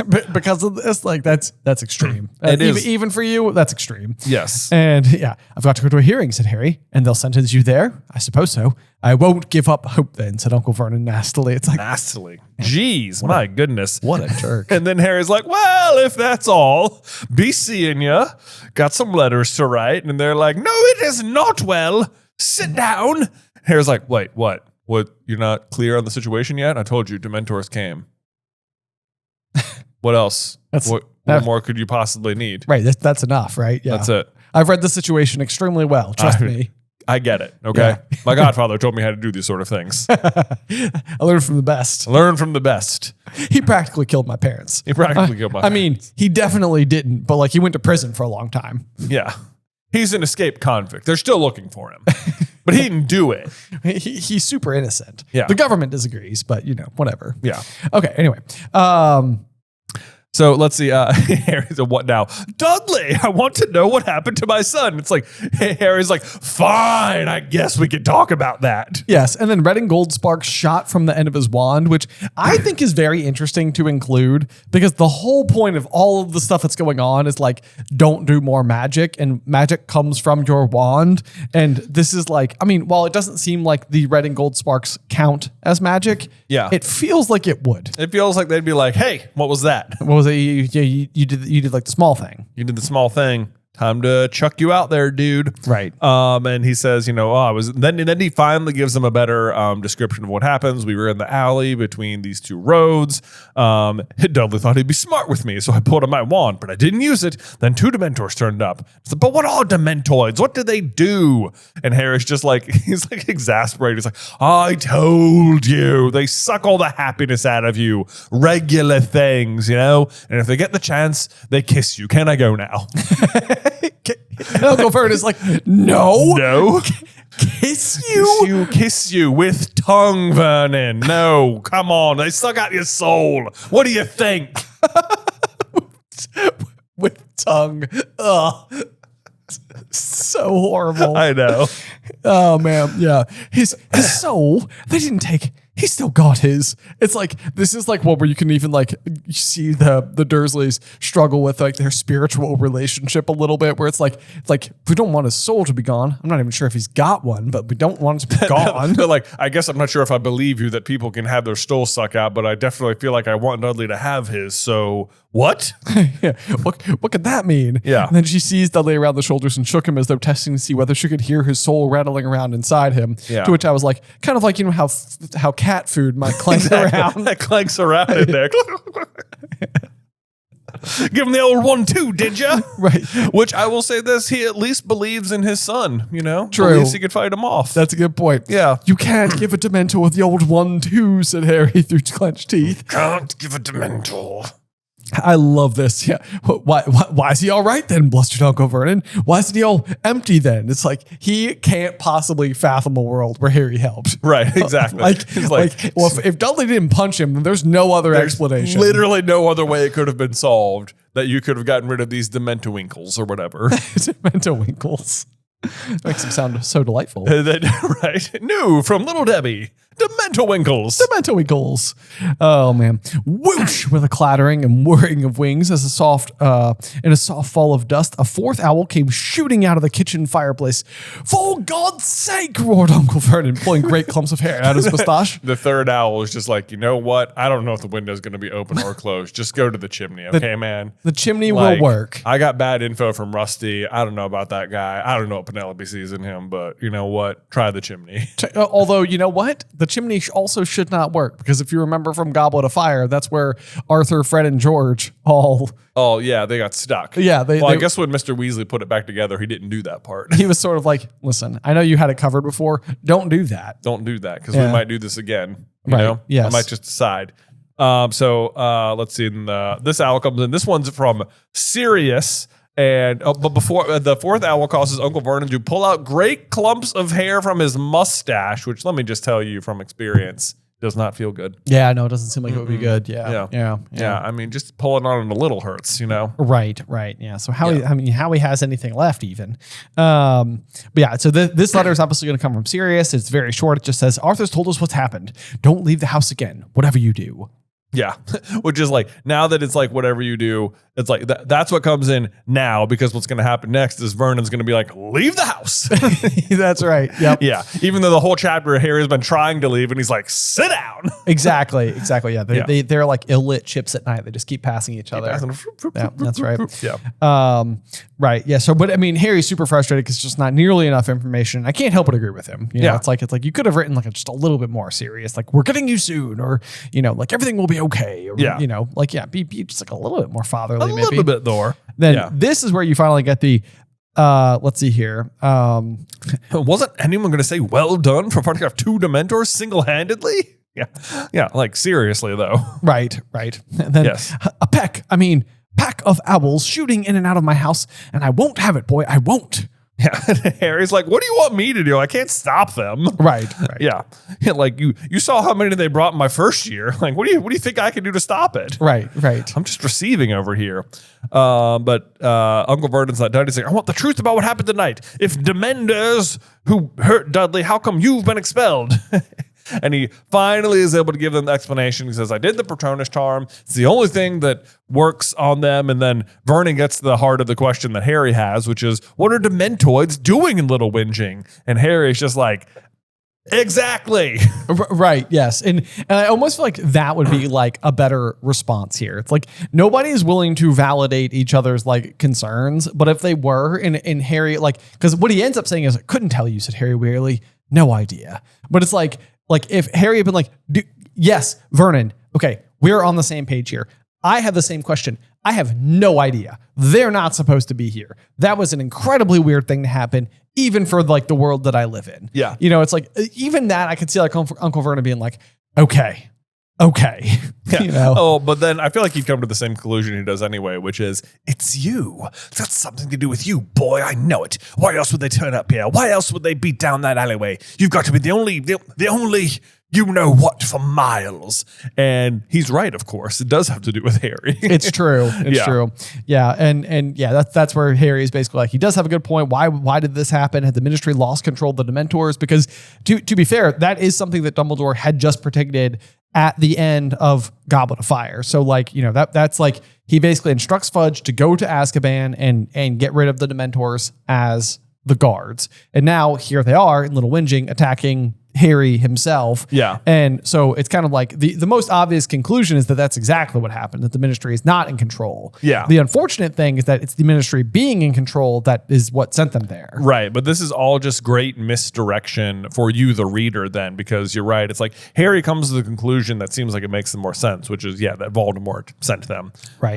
When in fact, no, it was the Ministry who sent them. It is not, it will soon be what Dumbledore said comes to pass, where the Dementors are working for Voldemort. But right now, it doesn't matter who they're working for; they're all against Harry. Right. Yeah. No matter what, no matter who's sending them, they're against Harry. Yeah. But so then of course, Vernon kind of comes to what somebody in an outsider's perspective, it's a probably fair conclusion. Like, why are prison guards coming for you? Like, and he's like, you're on the run from the law. And Harry's like, of course I'm not. Right. And it's like, then why? And it's like, he must have sent them. It's like it's not unreasonable for Vernon to be like, the police are looking for you. Like, you must have done something wrong. Right. Because it seems like that would be, under most circumstances, why the police would be looking for you. Yeah, reasonable conclusion. And then Harry finally gets to it. He and Harry's like, Lord Voldemort. And this is such a funny thing because they're saying like, you know what, talking about just the word wizard, but they don't mind saying Voldemort, but they flinch at other words, whereas it's like the exact opposite in the wizarding world. Right, exactly. Yes. So Harry says it out loud to them, and then Uncle Vernon's sort of like, Lord, hang on. I've heard that name before. That was the one who murdered my parents. Yes, Harry said. But he's gone, said Uncle Vernon impatiently, without the slightest sign that the murder of Harry's parents might be a painful topic to anybody. That giant bloke said so. He's gone. He's back. Yeah. And I feel like what Harry could have said is, well, he's back. He kidnapped me last year and took my blood into his body, and I barely escaped, and he killed my friend. Not as funny as you think. Right. Yeah. You remember how like I pointed my wand at Dudley? It's because he brought up the fact that that particular person died. And I've been talking about it in my sleep, which I'm not proud of. It's not a good thing. It's not a fun thing. Not a fun thing. But Dudley was making fun of me for it. Dudley was making fun of me for it. And as you know, the walls are paper thin here. So maybe you've heard me mention his name. Okay. All right. It was bad. I'm not happy about it. And he's back. And yeah. Okay. Right. Cool. We good? Yep. So Harry says he's back. And then Aunt Petunia says, back? And she was looking at Harry as though she had never looked at him before. And all of a sudden, for the very first time in his life, Harry fully appreciated that Aunt Petunia was his mother's sister. And this actually reminds me so much of a really great deleted scene from the Deathly Hallows movie where Aunt Petunia pulls Harry aside, before they leave. And she's like, you're not the only one who lost somebody that day. That doesn't happen in the books, does it? It does not happen in the books, yeah. Which is unfortunate because, I do think at Petunia's core, really what's happening is, it's her jealousy that's getting the best of how she feels about magic. But, she still, as a child, loved her sister. Yeah. And so it's she's allowed this jealousy to, block everything, all the real emotions that she must feel about, what's happened. Because on some level, too, Petunia may choose a particular position to stand in terms of why she hates magic and her resentment of Harry, and it may all fit together rather nicely, but she would even have some right to hate magic because magic is what ultimately led to the death of her sister. Right. That's not unreasonable. Right. We've so many times talked about Salazar Slytherin before, and maybe he didn't have pure blood mania. Maybe he had his own wife killed by Muggles. Right. And so it's he feels a certain way towards Muggles, not because of prejudice, but because he just sees the open danger of the writing on the wall, as it were. The writing on the wall, as it were. Yeah. Exactly. So anyway, that's sort of how I look at this particular scene, because it is very interesting that we never get that from Petunia, but clearly here I feel there's something that's suggesting that there was more to how Petunia felt. The more complicated feelings about how Petunia feels about Lily's death. Yeah, it's right there. And then it's going to be sort of how the chapter ends as well. But also I want to read this little passage here because I feel this is sort of it's almost the I don't know, almost like the thesis for the book, I feel like. Okay. Where it says Harry's two lives had somehow become fused and everything had been turned upside down. The Dursleys were asking for details about magical world. Mrs. Figg knew Albus Dumbledore. Dementors were soaring around Little Whinging and he might never go back to Hogwarts. And it's that's sort of it. Voldemort has been back for a month now. And it's even removed from the entire wizarding world, everything is upside down all of a sudden. Right. It is nothing makes sense anymore the way it's supposed to. And it's just based on the fear of him being back. Right. Or the determination for him not to be back. Right. Yeah, absolutely. I mean, it's that's Fudge's whole problem. Is that just the possibility that he could be back? It's he's no, that's going to ruin my day. It's going to suck if he's back. And it's yes, it does. It sucks. It really is. I don't blame you for not wanting it to be true, but you're hiding under a rock in response to it. Right. So yeah, not great.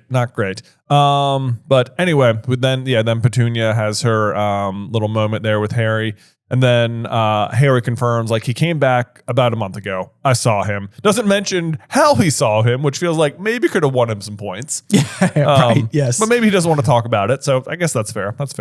And then despite everything, Vernon has the exact opposite response you'd expect here to Dementors attacked your son and I saved him, which would be thank you.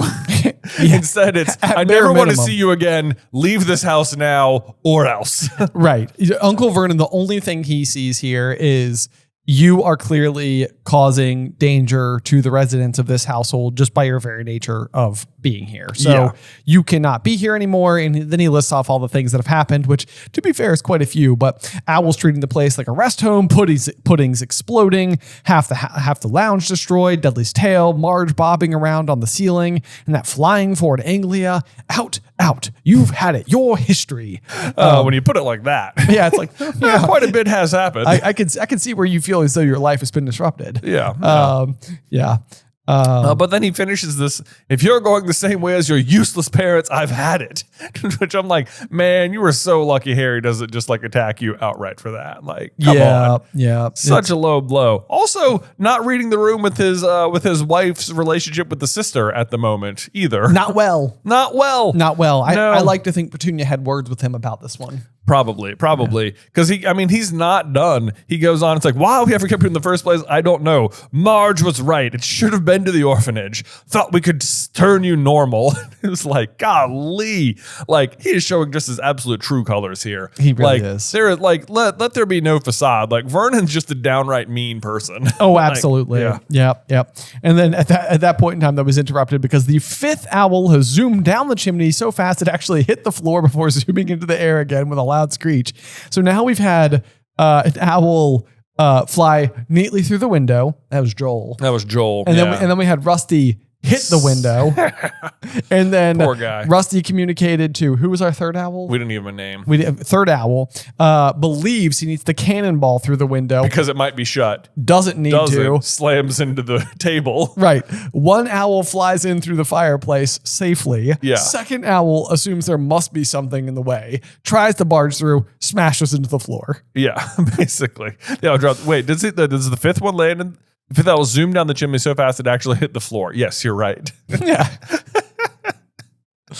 Oh, man. So, yeah, you got to think maybe the fourth owl is a bit of a prankster then.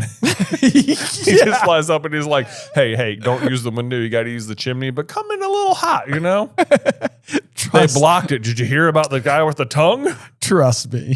They blocked it. Or maybe they blocked it. The owl's like, I hate you. When we get back to the owlery, that's gonna be it. Oh boy. This one, of course, is from Dumbledore, though, and is featuring a scarlet envelope. And Harry reaches out to grab the letter, but instead it is delivered straight to Petunia. Yeah. And Harry darts forward to pick up the letter, but Aunt Petunia beat him to it. Aha! You can open it if you like, said Harry, but I'll hear what it says. Youngest seeker in a century in my butt. I can't even beat Aunt Petunia to the snitch here. Come on, dude. Look at her in this chapter art. She doesn't even look like she's trying. I know. Yeah, Uncle Vernon, honestly, again, this is like one of those situations where he is the worst, but it's like, let go of it, Petunia, don't touch it. It could be dangerous. It's like, I don't blame him for having that perspective. Like, it seems like a bunch of strange and unknown things are happening on this particular evening. I can see where caution is in the back of your mind. It does catch on fire and scream at her too. So it's a good point. It's addressed to me, said Aunt Petunia in a shaking voice. It's addressed to me, Vernon. Look, Mrs. Petunia Dursley, the kitchen, number 4, Privet Drive. You think Dumbledore wrote all that out? I like to think so. Number 4, Privet Drive. Here you go. Yeah, right. Mind the chimney. It's Dumbledore. This is Dumbledore's owl. What's this fox? It's the real question. It's a very good question. Yeah. It's a very good question. Oh, that would have been good setup for later if it was just like, then a giant flash of flame appeared in the air and a letter fell to the ground. Right. Yeah. Oh, yeah. It would have been perfect. That would have been better. Yeah. Yeah. I don't think Fox is like, hey, I'm not delivering a letter. Yeah. Okay. I have more important things to do. Okay. If you need me to cry on somebody's leg, let me know. Let me know. Yeah. I am a phoenix. I am above such things. Right. Don't compare me to a common tawdry owl, Albus. Tawdry. He uses his first name. Albus. Yeah. Fox definitely calls him Albus. Yeah. Oh man. Then the other thing I'm curious about is whether or not Dumbledore modified his voice inside of the Howler, because this is an awful voice filled the kitchen, echoing in the confined space, issuing from the burning letter on the table. Remember my last, Petunia. Oh, you for sure. I definitely think Dumbledore was like, oh, this is going to be fun. Hold on. Let me get my wand here. I get to record one. I never get to do these. I'm not a big fan of Howlers. I'm not a big fan typically. I make sure Harry can't understand me though. Okay, so let's see. Okay, remember my no. Hold on, ready? Remember my last Petunia. That was quite fun. Send. Fox is just sitting there like eye roll. He's like, oh my god. You thought that was funny, didn't you? You thought that was funny. You know, it would be helpful if he knew that you were communicating in the situation. Forgot to sign that. Right. Yes. But yeah, anyway, this is a situation where, like, obviously Petunia knows what it means because the original letter that Dumbledore left with Harry when he was left on their doorstep all those years prior. And basically this turns Petunia completely around to the point where she overrides Uncle Vernon and his demands for Harry to leave. And it's basically just like, the boy will have to stay, Vernon. She said weakly, he stays. And Vernon's like, but Petunia. And then she immediately falls back into like number 4 perfect drive character. Yeah, like as a like she's like it's like her way of like deflecting basically. Yes. Like because what's happening here is that what he's saying is remember my last, and the last thing is going to be what was in the letter, which is Harry has to stay here because of the bond of blood. Your sister's been murdered, and this is where Harry is safest. So the real reason Petunia is agreeing to this is because she has just been reminded about Lily's death and that like protecting her son is the least she can do, right? By letting him just stay in the house. And like Vernon is like on the verge of throwing him out, and Petunia, like this is the other like slice of like remembering Lily, and maybe she loved her more than she ever is willing to let on, but she knows like she makes that decision, and then she's like, well, but I can't let anyone know that, so I must cover it up the way I usually do, and snaps back into her regular persona here, which causes Uncle Vernon to deflate like an old tire. Oh, and then we get a bunch of rapid questions, which let's see if we can answer here. So Harry says, "Who was that Howler from?" Of course, it was from Dumbledore. Right. Opportunity says, "Don't ask questions," which is her snapping back into like year 1 Dursleys. Even right. That was like their kind of attitude here. Harry's like, "Are you in touch with wizards?" Which no, she's actually not. Right. I told you to go to bed, and it says, "What's it at me? Remember the last what?" And it's the bond of blood. So There we go. Yeah, go to bed. How come? We have no idea. You heard your aunt. Now go to bed. Yeah. So then Harry's going to go to bed. But yeah, and that will also bring us to the end of chapter 2. Get us excited for chapter 3, the advance guard. But yeah, just a fun chaotic chapter. I feel like that we've been through. It's like a really fun sort of like mini recap chapter because like you don't really need recap chapters anymore. Like if you're on book 5, like you kind of know. You didn't start here.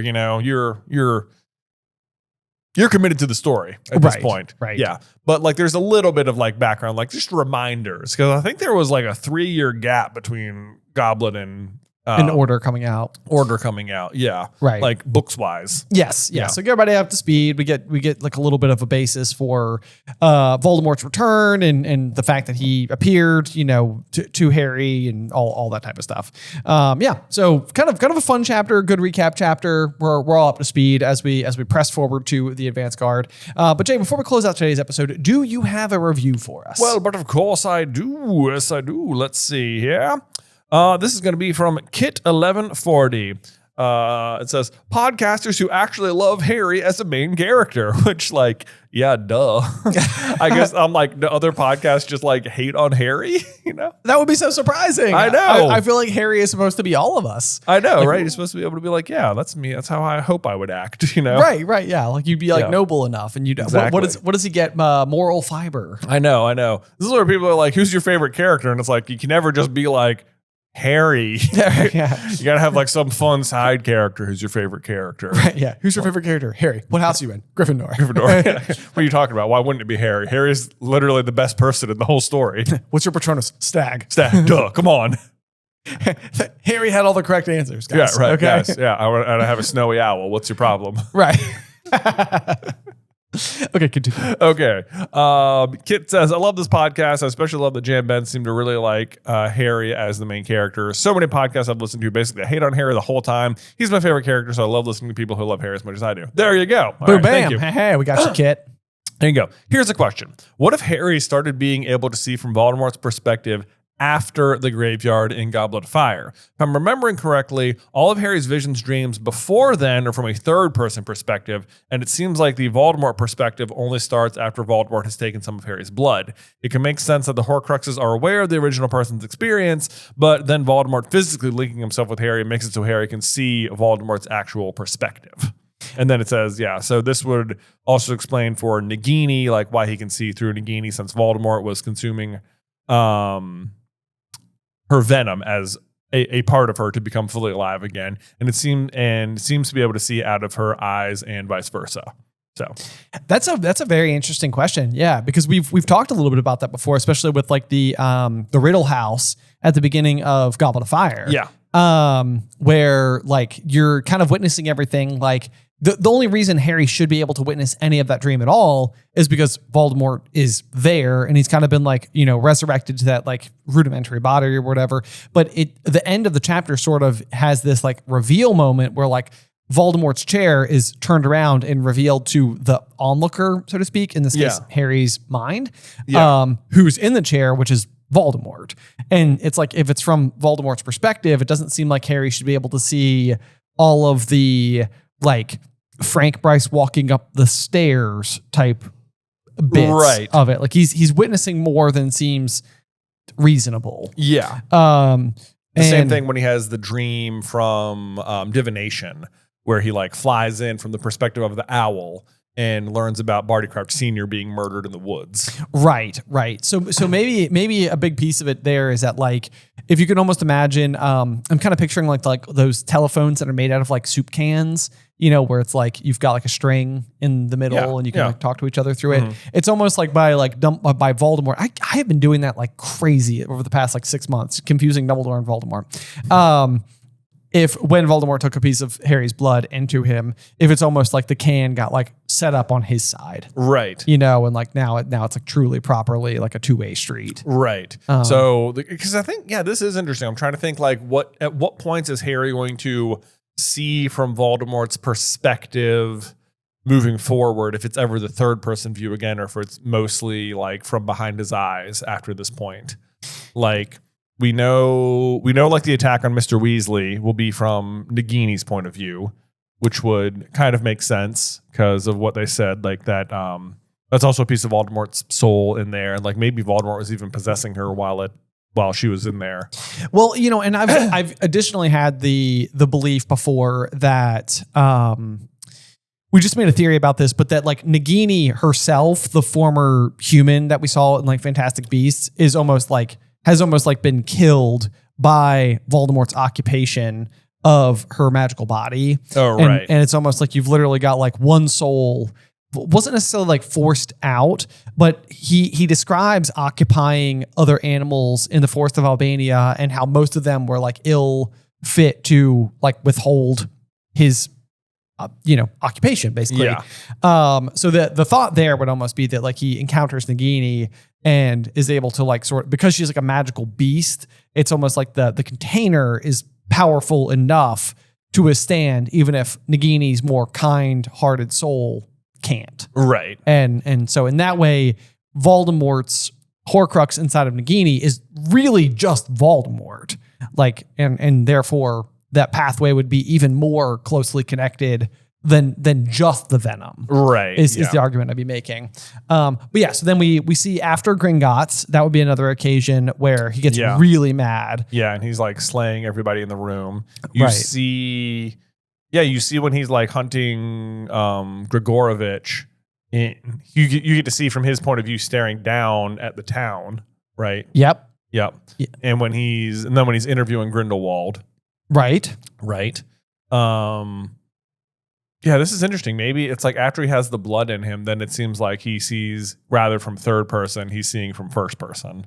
Right. And I guess that this is it's like a big part of why Dumbledore is unwilling to like make eye contact with him or really spend any specific time with him, because now it seems like really for the first time, Dumbledore is concerned that Voldemort could use Harry to get to Dumbledore. Because he'll be able to see through Harry first person. Exactly. Yeah. Yeah. So, and of course that's disproved in Order of the Phoenix when Voldemort does occupy Harry, because Harry is like too good for Voldemort to, like, it's painful for him to be inside of like Harry's. Right. But there is the flash when they like lock eyes at Christmas.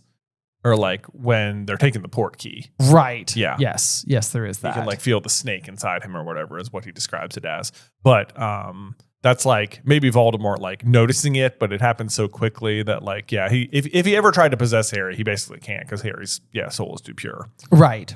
Yeah. But no, that's a great observation that I don't know that we've ever considered before. Cause the visions they're usually a really good way to like allow the plot to like march forward without like having to contrive some unusual way for Harry to have information he shouldn't have. Right. It's sort of like, okay, he can just sort of like see into his mind. And like when that happens, it's sort of like, okay, now Harry has the benefit of having this information without it having to be like slipped or, publicly announced in like a newspaper where it could be like questioned for accuracy or something like that. It's like when you're seeing directly into his mind, it's like, okay, that's a first person account. Yeah. And it's like, I think it's well done too, because it's rarely like used as like, it like gives you the reader more information. It gives Harry information, but it's not always like, oh, because I had this information, I know what to do next, until like the very last time when it's the diadem and he's like, let's go. Right. Yeah. Right. Yeah. Exactly.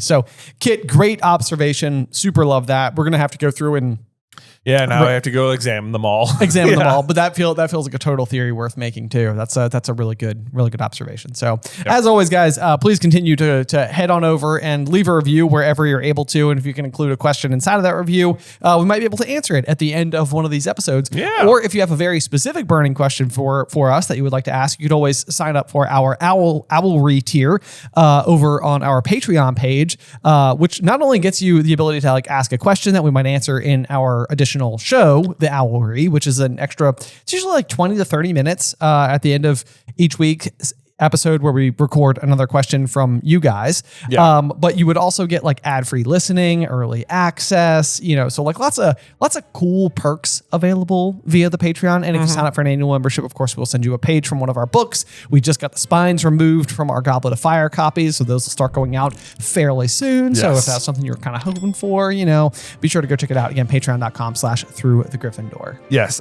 We hope we will see you over on Patreon, but otherwise, thank you so much for listening this week. Make sure you join us next week for Chapter 3, The Advance Guard, here on Through the Gryffindor. Today's episode was edited by Ethan Edghill. Vaishon Brandon does our art. Catherine Stein is our production manager, and the show is hosted by me and Jonathan Carlin.